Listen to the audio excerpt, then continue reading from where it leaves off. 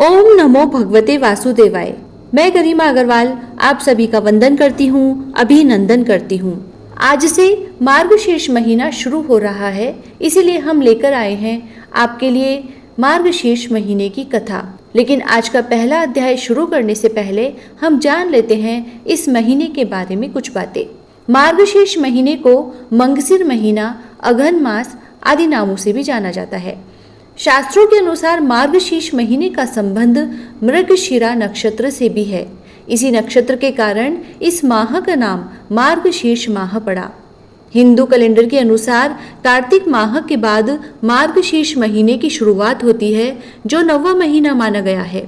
पुराणों में इस महीने की महिमा का वर्णन मिलता है। सतयुग में देवों ने वर्ष का आरंभ मार्गशीर्ष कृष्ण पक्ष की प्रतिपदा तिथि से ही किया था। साथ ही ऋषि कश्यप ने भी इसी महीने के दौरान कश्मीर नामक जगह की स्थापना की थी। मार्गशीर्ष महीने के दौरान यमुना नदी में स्नान दान का बहुत ही महत्व है, क्योंकि इस दौरान यमुना नदी में स्नान करने से भगवान सहज ही प्राप्त होते हैं। अतः जो लोग जीवन में भगवान का आशीर्वाद बनाए रखना चाहते हैं और हर संकट से छुटकारा पाना चाहते हैं, उन्हें मार्गशीर्ष के दौरान कम से कम एक बार यमुना नदी में स्नान करने अवश्य जाना चाहिए। लेकिन जिन लोगों के लिए ऐसा करना संभव नहीं है, वे लोग घर पर ही अपने स्नान के पानी में थोड़ा सा पवित्र जल मिलाकर स्नान कर लें।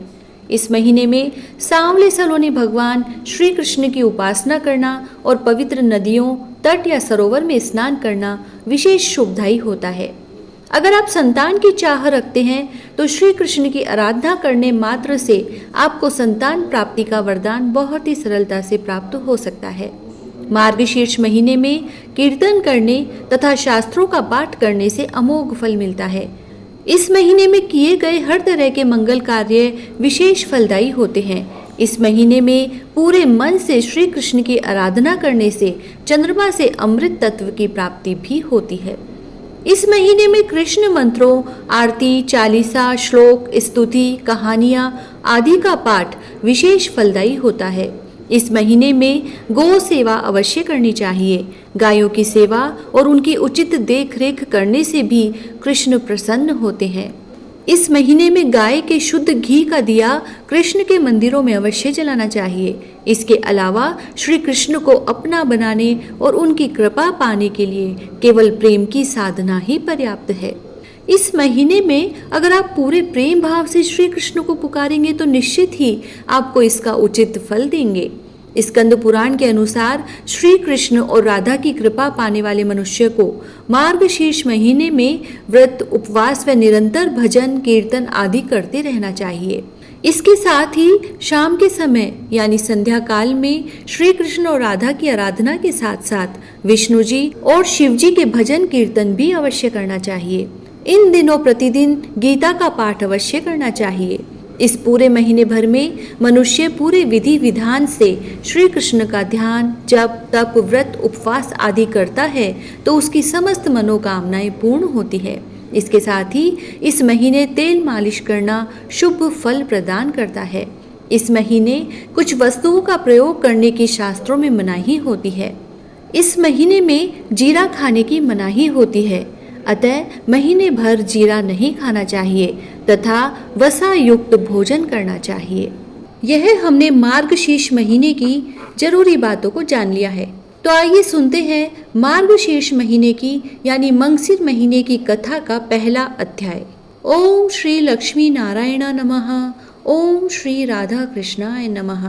एक समय नैमिषारण्य तीर्थ में सूची महाराज शौनक आदि ऋषियों से कहते हैं कि हे ऋषिगण, इस जगत के सब प्राणियों के आनंद दाता, भक्ति और मुक्ति को देने वाले देवकी के पुत्र भगवान माधव श्री कृष्णचंद्र को मैं नमस्कार करता हूँ। श्वेत द्वीप में सुख से आसीन देवताओं के देवता, लक्ष्मी के पति, अपने पिता श्री विष्णु भगवान को नमस्कार करके श्री ब्रह्मा जी ने पूछा कि हे भगवान, हे जगत को धारण करने वाले, हे पवित्र कथाओं को कहने वाले, हे देवेश, हे सर्वज्ञ, सब के मालिक, कृपा करके मेरे एक प्रश्न का उत्तर दीजिए।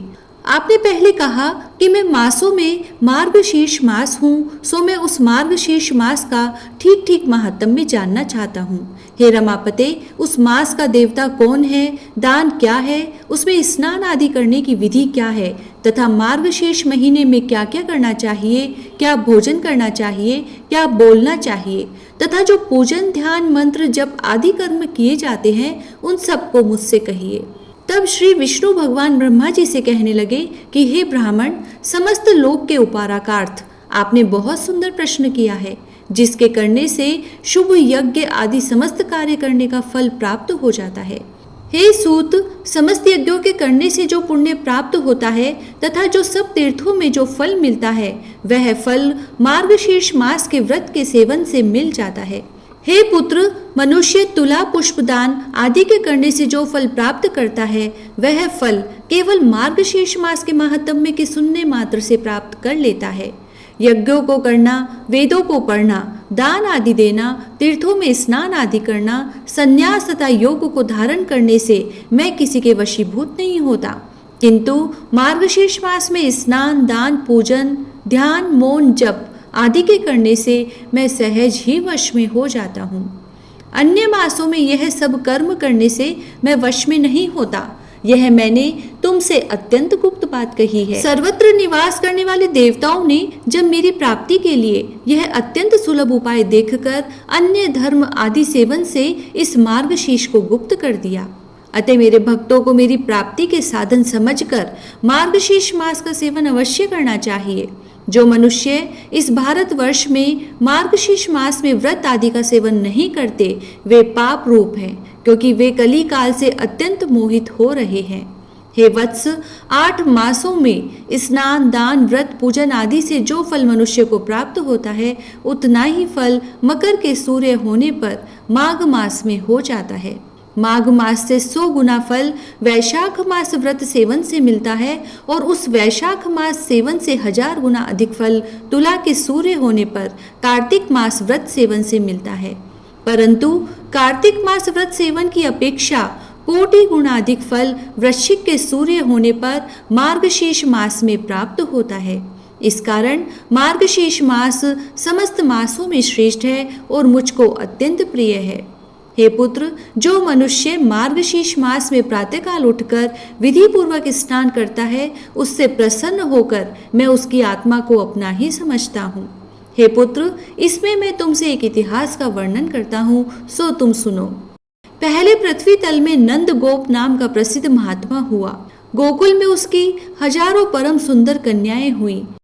मेरे कथनानुसार उन कन्याओं ने मार्गशीर्ष मास में विधि पूर्वक प्रातः स्नान और पूजन किया तथा हविष्यान भोजन और नमस्कार किया।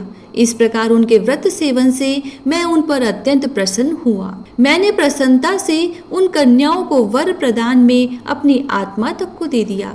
इसीलिए प्रत्येक मनुष्य को चाहिए कि यथाविधि मार्गशीर्ष मास का व्रत सेवन करे। इति श्री स्कंद पुराणो मार्गशीर्ष मास महात्म्य मार्गशीर्ष स्नान फल पहला अध्याय समाप्त हुआ। जय श्री राधे।